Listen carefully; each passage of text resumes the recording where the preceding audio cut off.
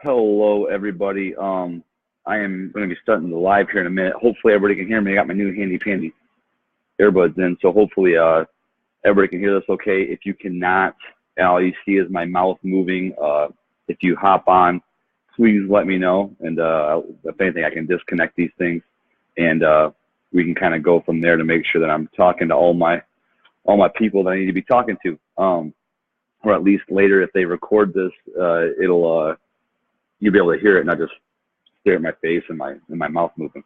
Um, so it's 7 o'clock on the button, so I'm going to get started. My name is Brad Giglio, and I am a coach, obviously, for Working Against Gravity. We are going to talk about a few things today in regards to some of the little oopsies that we make. Nothing that is overly critical or anything that you should get down on yourself about. But just things that we all tend to do that I know that I did when I first joined Working Against Gravity as a client.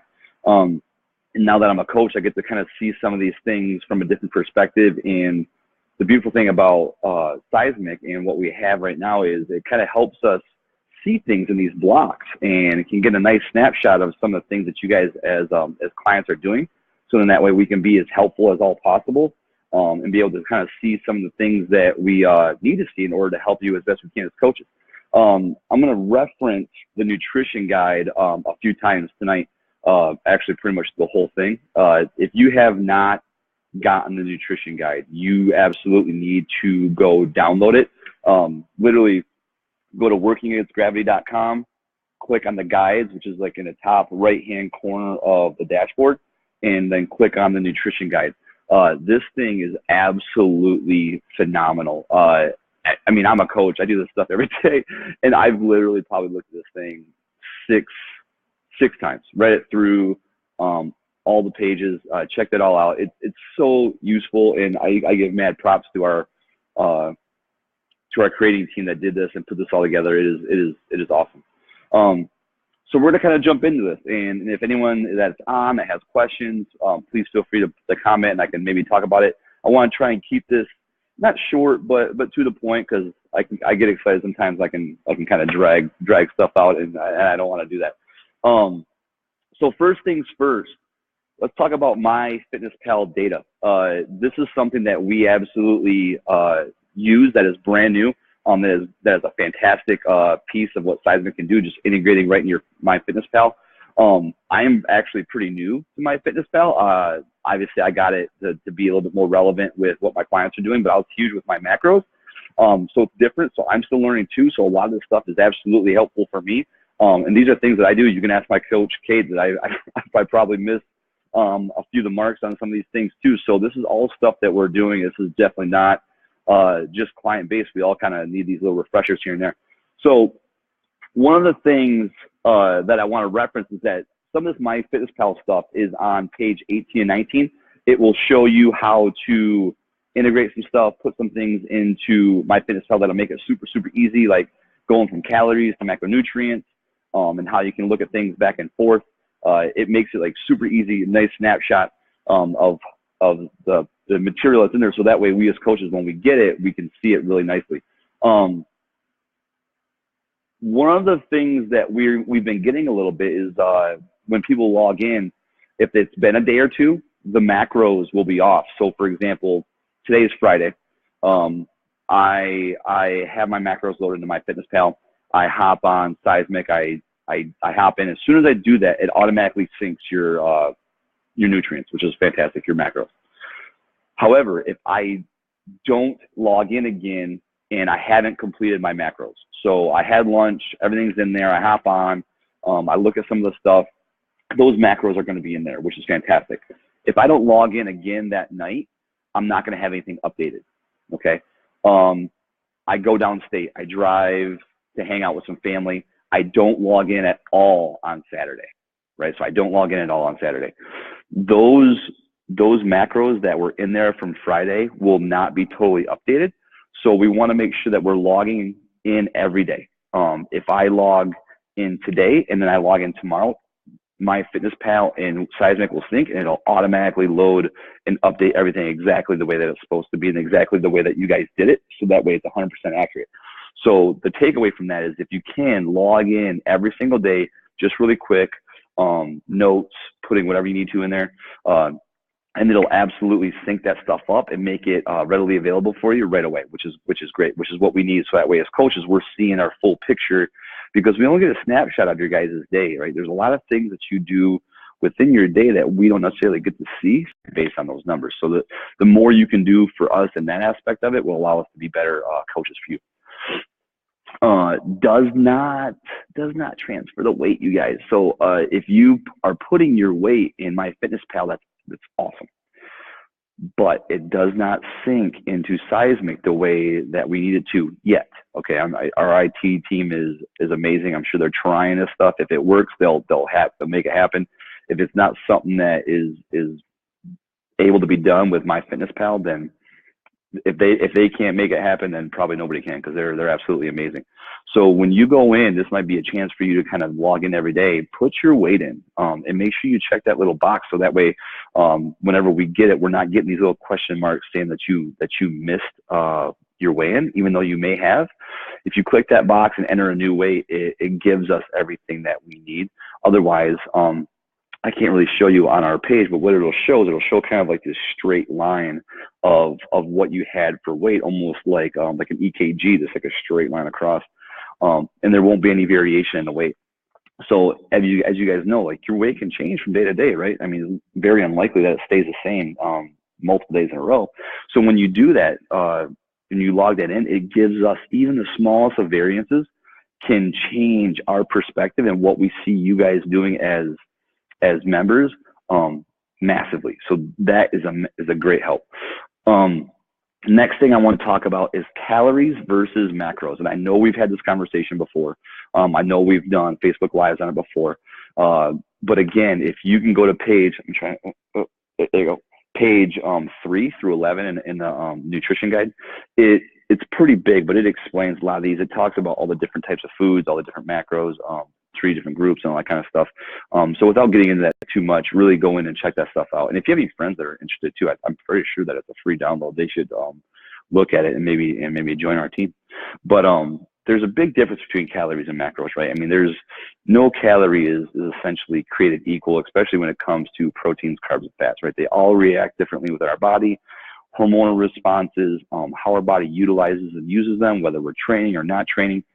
So just tracking calories, for example, in MyFitnessPal isn't necessarily as accurate or as useful for us coaches that we would like it to be. So that's why we really encourage you to stick to your macros. So for example, I was logging in yesterday. I hit my macros literally on the button. Don't ask me how. It was like a magic wand that someone waved on me. But I hit my macros on the button. No joke. And I looked at my calories, and it told me that I was 80 calories off of my goal based on the macros that I entered in MyFitnessPal. Didn't sweat it, right? Because the biggest thing is, like, sometimes in MyFitnessPal, whether the information is 100% correct or not, we need to take into account that sometimes if we have like a Fitbit or we're logging our activity, that will actually reduce the amount of calories that you've quote unquote taken in for the day. If you're doing that, then you're chasing calories, and you could be blowing right through your macros. So the biggest thing with that is just try to maintain those that macro count. And again, on the nutrition guide, it shows you where you can go in MyFitnessPal to make sure, that you're clicking on the pieces that you need, so that way you can actually track your macros more specifically. I'm pretty sure it's the premium MyFitnessPal, so you probably got to pay for it. It's not in the free version, but it is super, super helpful, and it'll help you kind of get a quick snapshot of where you're at, so that way you're not so concerned about counting calories and things like that. The biggest thing is that when we do calories, right? So say for example, make it easy, 2,000 calories is my day, right? I can literally go out and eat a bunch of food and be very, very fat intensive, and I can meet 2,000 calories, but 80% of it came from fat. So those calories are not going to translate into my body the way that we need them to, from a recovery standpoint, from a metabolic standpoint. It changes the whole landscape of what's going on. So when you are focusing on your macros, those are more specific to the ratios that we've kind of worked through to kind of help you get to your body type that is most beneficial. And if we're not there yet, it's going to help us understand where we need to go and where we need to push you as coaches, so that way we can get that information to you in the right way. So if we're just tracking calories and not hitting those macro ratios, then it's going to kind of throw a pretty big wrench into what we're doing. So always try and be cognizant of hitting those macros and not so much the calorie count. When we focus on those ratios, I'm just making sure I'm hitting my nuts. When we focus on those ratios, right, it allows us to make direct, purposeful adjustments for your specific needs. So if you're training hard, or maybe you're on a deload, or what we like to call like a reload, because there's, deloads are kind of like this negative connotation. If you're like on a reloading phase where you're resting a little bit more and the volume's not as intense, then macros might change a little bit, right? Your calories actually could remain the same, but where they're coming from, your coach might decide that they need to be a little bit different to help you recover, to help you build some muscle glycogen stores, so that way we have some longer recovery, and we're kind of like working on some injuries, and there might be some extra fats and blah, blah, blah, blah. So if we're just tracking calories, that doesn't differentiate where those calories are come from. So that's a big thing that can be a piece. So like when you're looking at MyFitnessPal and you're just looking at those calories and it tells you that you're plus this or plus that, but your macros are within your plus or minus 5 grams with your proteins and carbs, and you're plus or minus 2 with your fats, don't sweat it. Like, you are on point. You're exactly where you need to be. Don't worry about those calories. Just log it and move on. Next one, raw versus cooked, right? Again, something that we've talked about a lot, right?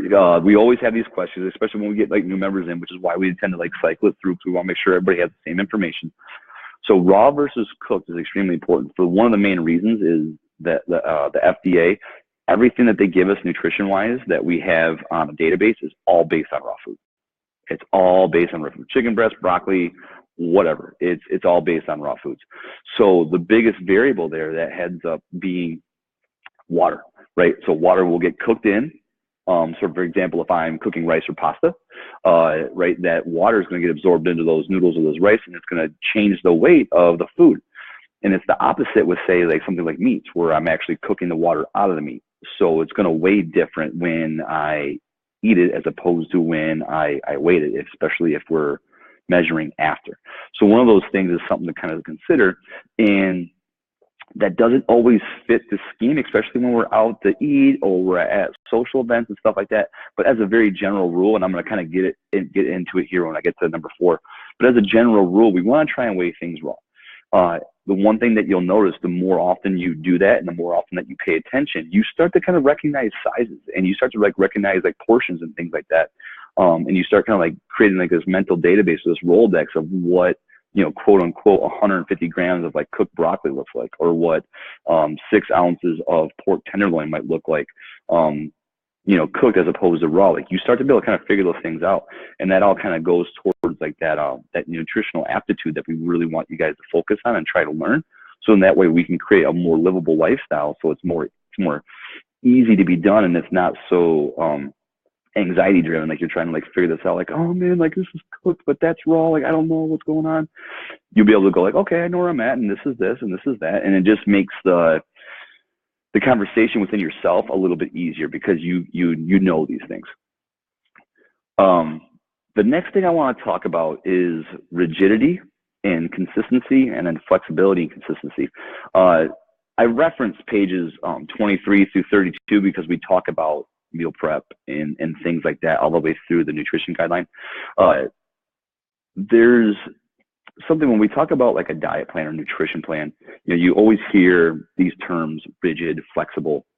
And obviously, like, we're a flexible dieting company because we want to help people learn how to make choices that will help them live a sustainable lifestyle, right? It's not like I have to eat this and then I have to eat that and I have to eat that if I want to make my goals. Life isn't like that, right? We get thrown curveballs all the time. If you're a parent, it's constant. If you're work, it doesn't matter. Social events, all these things kind of change the landscape of what we're actually looking to do and what's helping us stay focused on our goal, depending on what it is. So rigidity and consistency doesn't mean that your nutrition isn't flexible. So there's a couple different ways that you can look at the flexibility. And one of those things, especially for people who are beginning and are very goal driven and they want to reach a certain weight, whether it's maintain, lose, gain even, all these different things, like you have to be a little bit more rigid within your framework of how you're tracking your nutrition. So I might have 250 carbs, 175 protein, and 70 fats.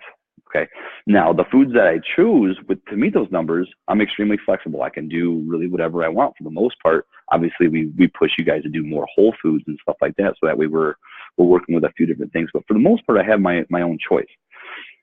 That doesn't mean that you're not supposed to hit your numbers. So if you're looking for a target, the more consistent that you can be with those target numbers, makes you a little bit more rigid, right? So you're really trying to make sure that you're hitting those numbers on a consistent basis. So that way we can kind of like figure out the flow of your body. That way we can figure out how your body works, how you recover, all those different types of things. Otherwise, we have a lot harder time trying to figure out what's best for you if we're kind of like all over the place. So you can be flexible within the numbers that you choose or the food that you choose to hit your numbers, but we still need to be rigid as far as being consistent. Okay. Flexibility and consistency. Now, flexibility overall, when we're talking about more about choice again, but it's more a choice of lifestyle rather than food choices. Okay. I mean, food choices get mixed into it, don't get me wrong, but it's one of those things where I kind of have a good nutritional aptitude where I can go, okay, this is about that, this is about this is about here. And I'm choosing to either deviate a little bit from my goal, but I know how to kind of keep myself steady along that line. And I'm not being so rigid to the point of making sure I hit my numbers that I'm striving towards this very specific goal. My goal might just be maintenance. And if I'm in a maintenance mode, I can be a little bit more flexible at going out to eat and dinner. And I can be like, you know what, this is here, but I'm going to choose to kind of ignore that a little bit, but I also understand the reaction that my body's going to have, for example, maybe the next day. So perfect example, I went out this weekend. My buddy just found out that he's going to have a brand new baby with his wife. So like, we're all like super excited. We go out to celebrate. I ordered pretty much my normal dinner that I usually get when I go out to eat, which is usually some sort of grilled lean protein. This time it was pork tenderloin. I got my veggies and I got my potatoes. But this time, instead of potato, I got French fries. And instead of, I got water, but then I also got a beer. So one of the things that I was looking at is like, I was still within my numbers and where I wanted to be, but I was being a little bit more casual with the food that I was eating because of this event. Now, I'm not in a place where I'm trying to hit a specific goal right now. Now, if that was the case, and I'm looking to, lose 10 pounds in 6 weeks, then those fries and that beer probably wouldn't have been there. And if they were, I'd have been pretty much as close to on point as I could have been. So then that way I'm being a little bit more rigid with my flexibility as far as like my choice. So I'm still hitting my targets. I'm choosing what I'm going to use to hit my targets, but I'm still being very consistent within my macro numbers. So that way I'm making sure that I'm on track. Now, right now I'm a little bit more flexible. So I had a little bit more freedom to kind of have what I wanted. So that way I could enjoy my time with my friend. And it was one of those things where I wasn't necessarily too concerned about counting it. So I just kind of stepped back a little bit and enjoyed my time. So, but there is a difference, right? Once you build your nutritional aptitude and you understand the things that are going on with your body, I had to do this. There was no way that I could have gotten to where I am right now with being all over the place and like super flexible if I didn't learn how to do that, right? So quick little shameless plug, Brute podcast with Mike Cazu. Today I was listening to the one that he did with Nick Sorrell, who's our Brute gymnastics coach and designer. Awesome podcast. So if you guys get a chance to listen to it, please do. But they talked about, I want to know how to be a carpenter, not how to build a birdhouse. And that like quote to me like was just like, because the idea of learning how to be a carpenter is that you understand how structure works. So you can go out and someone could ask you to build a birdhouse, a doghouse, maybe a deck, anything, and you understand the structure behind how to make that happen because your aptitude knows bracing and structures and how to cut and how to nail and all that kind of good stuff, where I could give you the directions to build a birdhouse and you're reading along and you can build a birdhouse just fine. But if I ask you to build me a deck, you're like, not sure. This is kind of the same thing as like sometimes we need to be a little bit more tight within our number schemes, which is where all this stuff kind of comes into play, is that you're being a little bit more on point with it. So then that way, when it comes time to being flexible and you need to make that choice to be a little bit, softer in maybe what you're doing, you understand the reaction that your body is going to have, right? If I go out and I eat a tub of popcorn at the movies, am I going to be surprised that my weight is up 2 to 3 pounds the next day? No. But I also understand that I made that choice. I made that choice to do that. So I'm accepting of that. I understand that. That was my choice as a grown man to eat this massive tub of popcorn. And I'm not expecting myself to be the exact same weight the next day.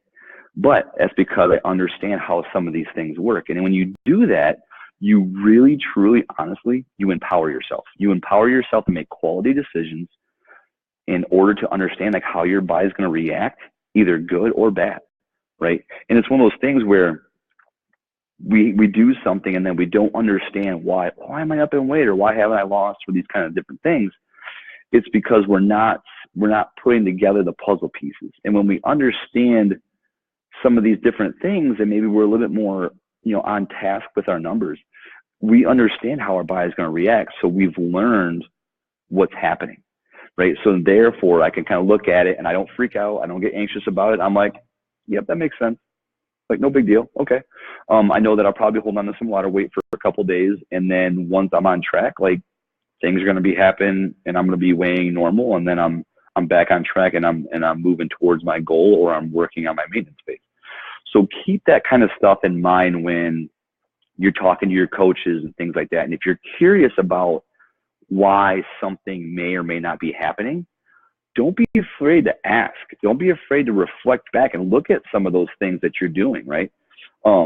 If anyone does CrossFit or Olympic lifting or anything like that, right, it's always better to start with a strong base and then build out from there.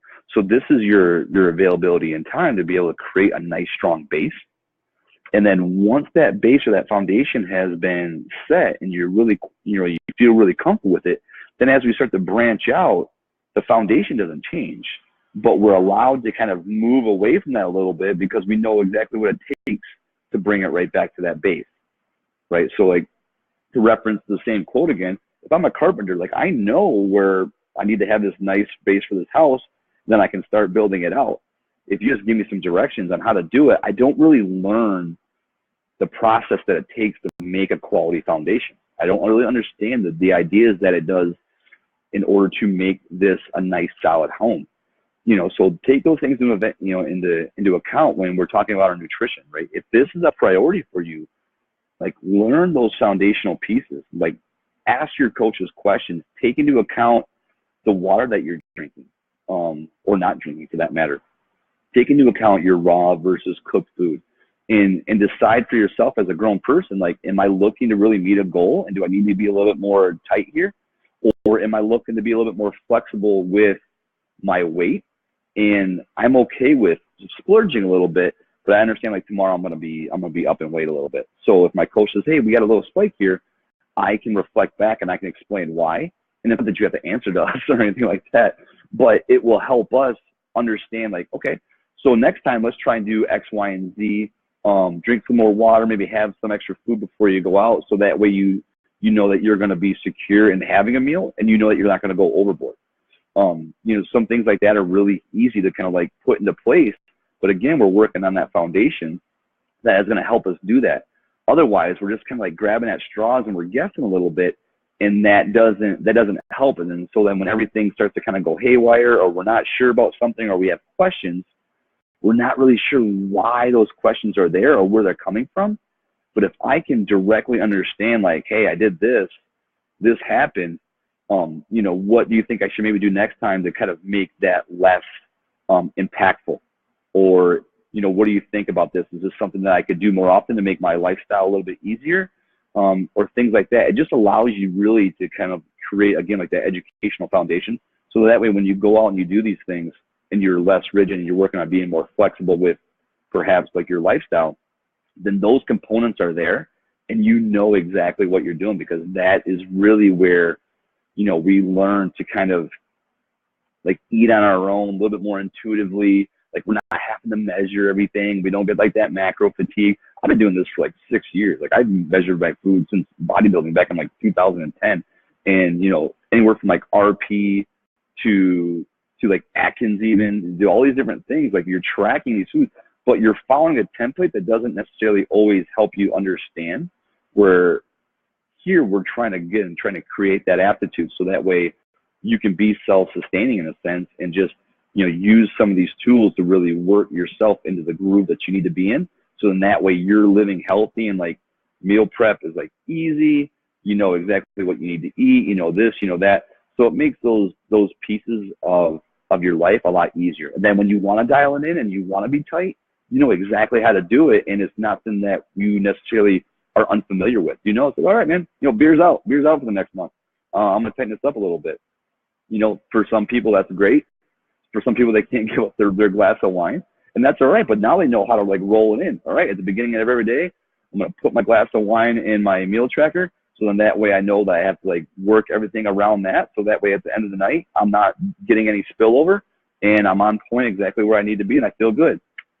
So it's one of those things that, you know, just kind of take into account, you know, helping us track some of this data. The more attention that you pay to this, the better off you're going to be, because you're going to know exactly where your coach is leading you and they're going to help you understand all those different things. But Seismic, as much as it is a great tool for us to connect with you as people, it's also massively important as far as data collection and helping us understand the things that you are looking to do. So take the time, take the few extra minutes in the week that it takes to make sure that those points are dialed in. So then that way we can start building that nice foundation as fast as possible, and you guys can be out and on your way and feeling really good about all of it. One last thing, again, try to get that nutrition guide. That nutrition guide is honestly, like, I can't tell you enough. It is absolutely stellar. There's so much information. It's icon-based. It's so easy to read. I mean, there is literally all the information that you could possibly ever want about the things that WAG does and some of the referencing tools that we as coaches will use. It's all in there. I mean, obviously, like, we're growing and things are always changing. But that piece of information right there, that 36 pages or whatever it is, it's crazy informative. Use it, look at it, learn from it, maybe read some of it, ask your coach about some of it. It'll really, really help, again, increase that nutritional aptitude. So in that way, you can be a little bit more self-sufficient. You can be a little bit more free, and you don't feel like you have to be confined by measuring things to a specific point all the time. Once you get past your goal phase, and that's the biggest thing, is if you have a goal, stick to it. Once you're at that goal, if you need a little bit of a break, you can sustain that a little bit more easily by having a lot of these goals and a lot of these tools that you've learned in your pocket. That's pretty much it. I really appreciate you guys tuning in. I hope some of this was helpful. If you guys have any questions, hit us up on the Team WAG Facebook page. Obviously, ask your coaches, all this kind of stuff. The only thing we ever want to do, you guys, is help you. We love you. We want to take care of you as best we can. But the more clear, concise, and accurate information that we have, the better that we can do that for you guys. I appreciate you very much on joining me this Friday the 13th. Enjoy the rest of your weekend, and I hope you have a great day. Talk to you soon.